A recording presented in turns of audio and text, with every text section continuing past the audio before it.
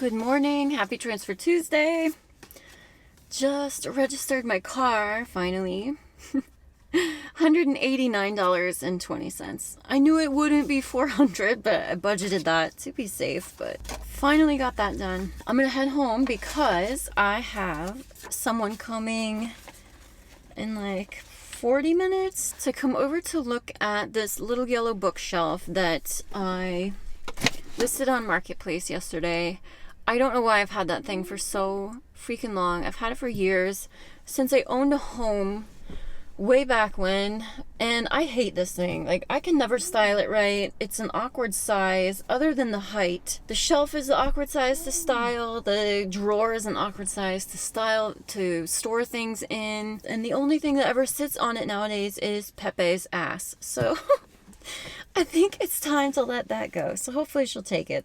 Alright, I'm so glad I got that done. I did have to pull from sinking funds for that, so I'll just have to replenish that when I start working, because the tax prep, like I told you guys, my taxes cost quite a bit, and they took my whole annual sinking fund. I haven't replenished that annual sinking fund since I just paid for my taxes a couple weeks ago, and I haven't been working. So I've pulled the car registration, and I will, when the insurance bills in a few days or whenever, I will pull those two things from the car vet and medical sinking fund, but totally fine. We'll get back to replenishing that as soon as we start working in a little over a month. Which, by the way, there were some of you who are concerned about me accepting a new job while I am on furlough. Like, what's going to happen if at the end of the 90 days my job that furloughed me does want me back, which, first of all, not a good feeling about that at all. Second of all, the 90 days is up in 9 days, so we'll find out soon enough, but I'm not worried about it.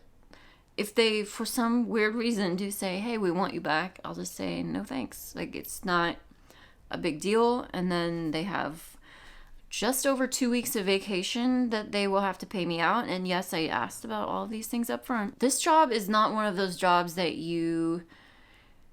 it's not a contract position where you have like seasonal work or work that's at a dedicated time. For example, at the nuclear plant, there were contractors that just travel around the country to different nuclear plants that assist when the nuclear reactors need refueling, and they're furloughed all the time. Like, they know these fuel changes are very scheduled, so they know when they're working and when they're furloughed, and furlough is very much a normal part of their job.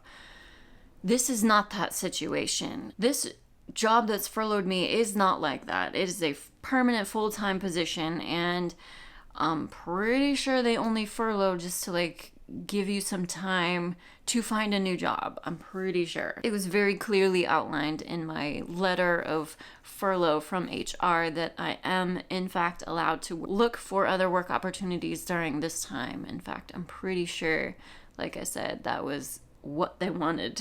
So we're not worrying about that, but it's gonna be over very soon. Should be here at 11. Perfect. And then I have one other money move from the last week, and it came in a few days ago on the 6th, and it was Elizabeth again. Thank you so much, Elizabeth. She has sent me $22.99 through PayPal because she wants to cover my Netflix for the month of April, and she did that for March for me as well.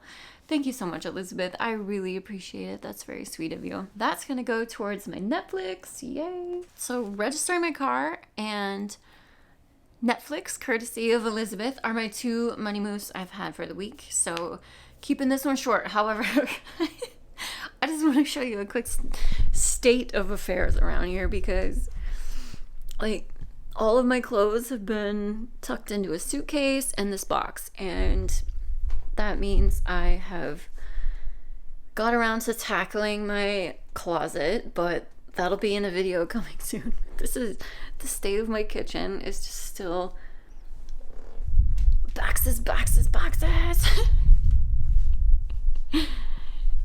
Chaos here. That is my like giveaway pile for the Buy Nothing group, and I gotta wash those last few skirts and pull the hangers out. So that's where things are at right now. And of course, packing part 2 video coming very soon. There'll probably be like part 5 eventually, I'm not really sure, but I apologize. In the last video, I kept saying I was gonna price some movers and I just got real pooped out. I did do that. I jumped on U-Haul's website the other day. I was trying to Google, there's such a like overwhelming amount of options with movers and, you know, like the Angie's List kind of services, and it was a lot. But I went to the U-Haul website just because that's what I normally do. Like last time when I moved here, I rented the truck myself and just had people help me. So I got a quote to do that again, just rent their smallest like studio / 1 bedroom truck. Plus through U-Haul's website, when you do that, you can also select to add on movers. So I selected to have 2 people help me for 2 hours here, and then 2 people help me for 2 hours unload the truck down in Gloucester. And so it's me renting the truck myself and kind of like dealing with that headache of it, and then I have to bring it back and drop it back off and all of that. But that shebang was like right around $500, so not terrible. And I also called another local moving service to get a full quote to just handle everything and just truck it for me and me not have to deal with that. And they did give me a voicemail. I just need to call them back and get the quote just to see. I'm a little afraid it's going to be where it's a more serious operation. They're going to have like a massive truck and like 5 dudes, you know, like way more than I need. Hopefully this couch will be gone. That dresser should be gone today. Like there won't be much. With 2 people, it'll probably take like half hour, 45 minutes to load all this shit out of here and into the truck, because I'm gonna have everything boxed and ready to go. I don't want them to come in and be like boxing and wrapping up things. Absolutely not. That will be done. So it's just coming in, lifting the boxes and putting them in the truck. And I think that's gonna go really quickly on both ends, but not a bad price. I'm cool with $500. Help me lug the stuff and save my back. The truck rental process is a little bit annoying, but nothing I can't handle. I'll see what that other company says as well for a quote for the whole thing. Maybe they do have smaller trucks and can just do less people. We'll see. Packing and moving part 2 should be the next video coming up very soon. Thank you guys so much for being here. I will talk to you soon.